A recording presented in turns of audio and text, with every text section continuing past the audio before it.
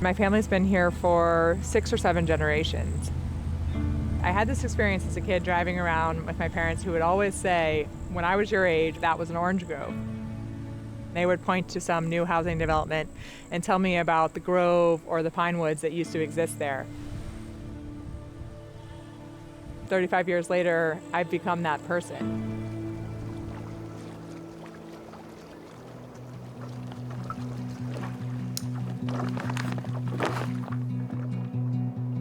In the night, my body slept in my bed. This trek is basically unknown. My mind was running through the woods instead. GPS, binoculars, something right here. We'll get it. Vagabond dreaming takes me through the night. Sipping whiskey. What makes this so cool is really being explorers again. 100 miles an hour in the fast lane. 100 miles an hour toward the light. We know the boundaries of this green ribbon, but there's not a hiking trail, there's not a paddling trail. See the curve in that river's bed. Now look at you when I see my friend. 100 miles an hour in the fast lane. 100 miles an hour to the end.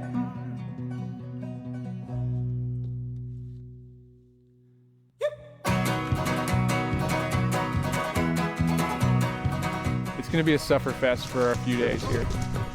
Holy shit. I can't think of any better people to suffer with. We've already spent a couple hundred days together on expeditions. A little bit sketchy. Carlton is fallen in the river. Joining me right now, we have Joe Guthrie and Mallory Dimmitt. Holy smokes, you're back and you're alive. We trekked for 70 straight days across all of Northwest Florida to the Alabama border. When this expedition came up, I was immediately up for it. We're going to travel up Reedy Creek, the last best connection between two of the state's most important swamps.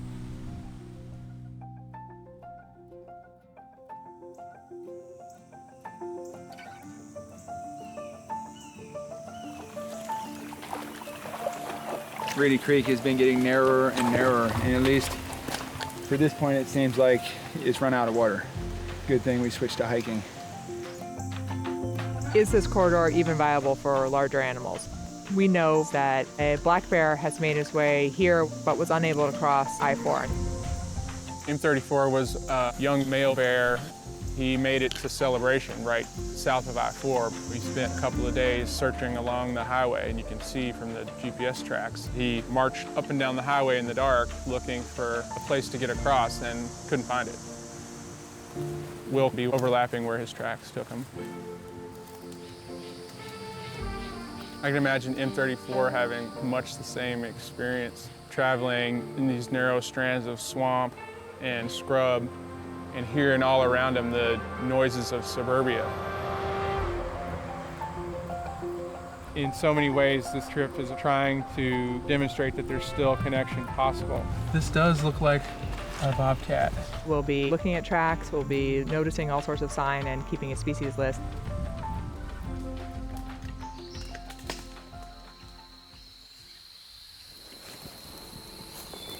We're looking pretty good now.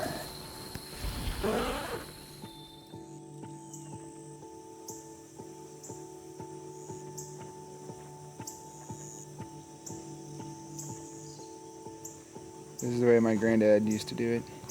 Cut the bottom open.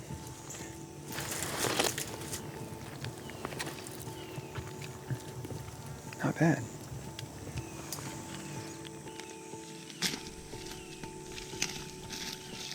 This is the first water of any depth we've seen in more than a day. Here we are at the edge of Reedy Creek, headwaters of the Everglades. There's Lowe's Home Improvement. And the place we're standing now might be the most narrow, pinched off part of the Florida Wildlife Corridor. And you can hear dogs barking on one side and cars on both. You know, to be standing in the middle, that means you're not more than 200 yards from the edge. And here it's just a fragile green thread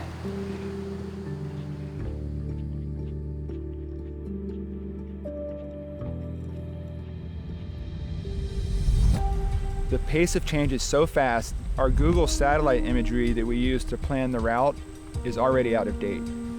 It doesn't show the brand new subdivisions and the brand new roads that are going in. There's been tremendous change to this region in the past 5 decades.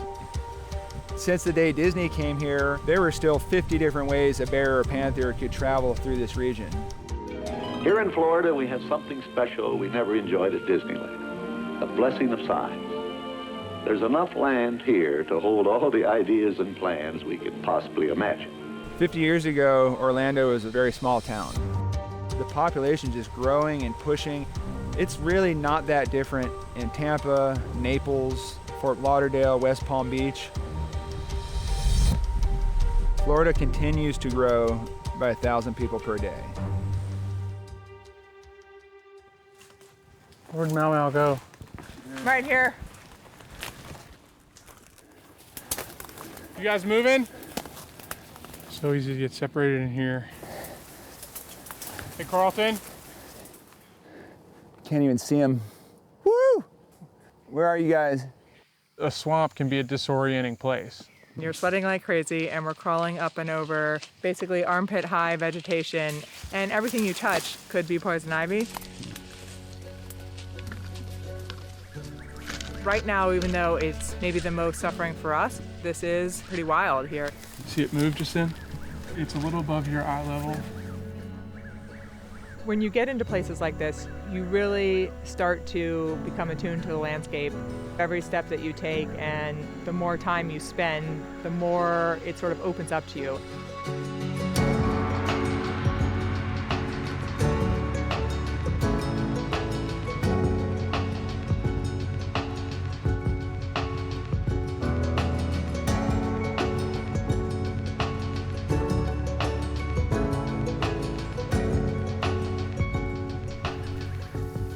This spot back here isn't terrible.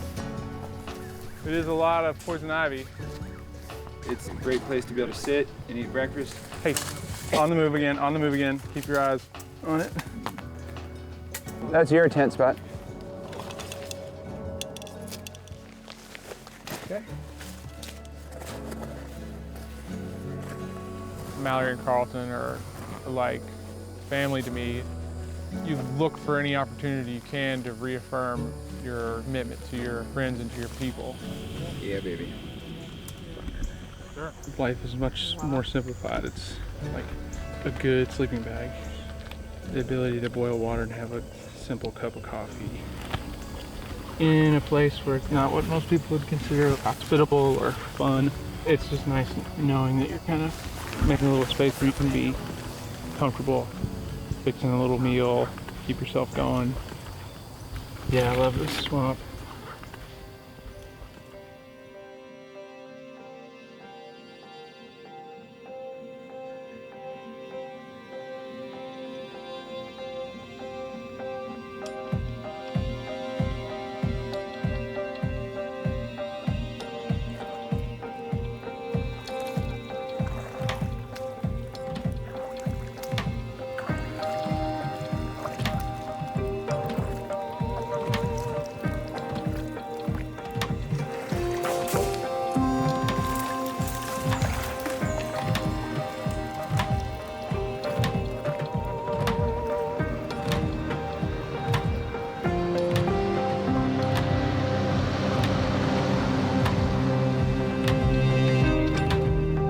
We'll be paddling up to something that is going to cross this entire creek landscape, and you can already hear the noise from it. We're still a good half-mile away.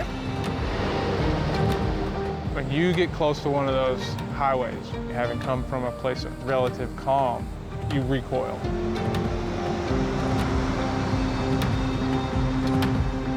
We know from telemetry data that wildlife will approach the road and hear that noise and will turn back and will not be able to connect to the other populations on the other side of the road.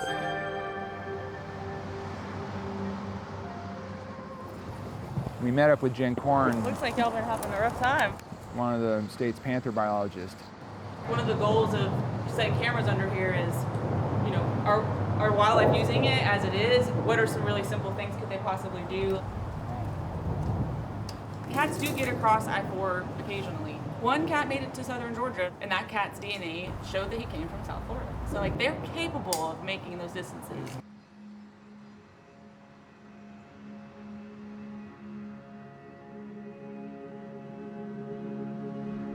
We learned that 2 Florida panthers had been killed by vehicles within a quarter mile of that crossing.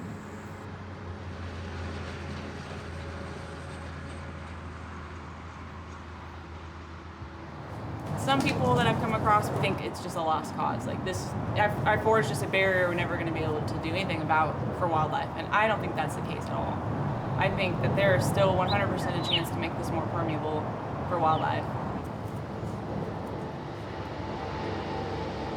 For a panther to be born hundreds of miles away in South Florida and to get hit by a car here on the edge of Orlando, it tells you this wildlife corridor is still working. It also shows you exactly what's wrong with it.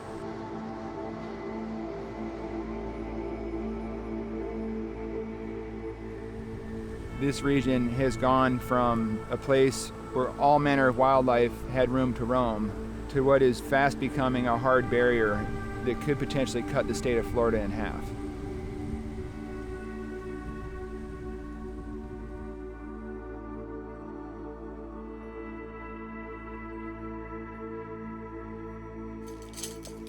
I think it's hard to recognize the loss while it's happening, and we're really good at recognizing that loss when it's too late.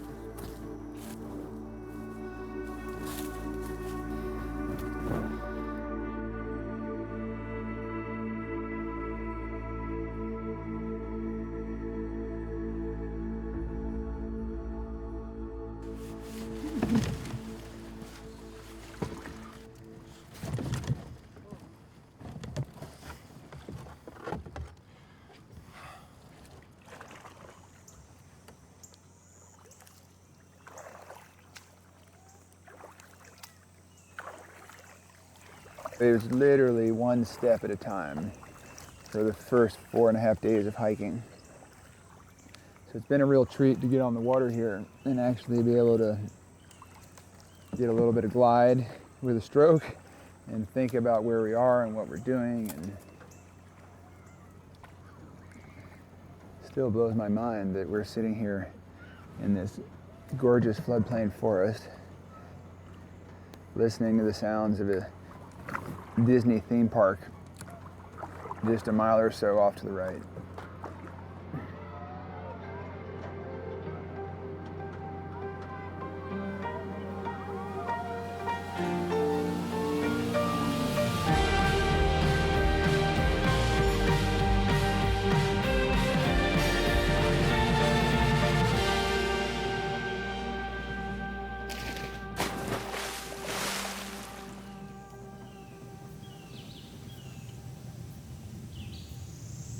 Something coming down the creek to us. Great blue heron.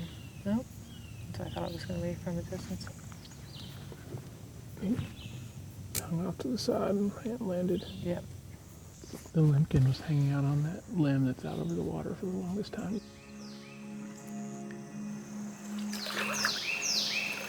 I can hear the tourist less than a mile over there on a ride through Disney's Animal Kingdom. Probably looking at lions and giraffes and all sorts of other things with no idea that this is happening right here.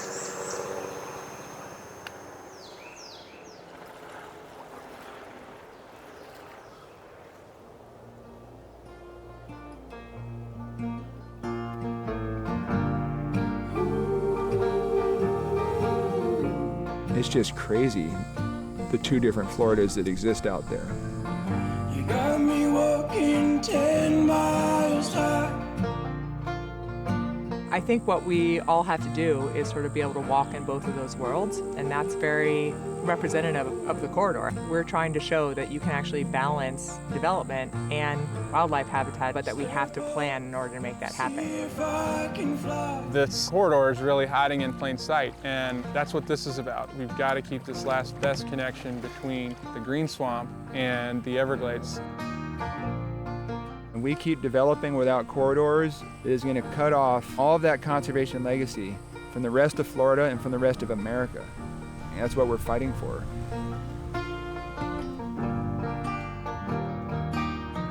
And my best guess is too far off and in my chest.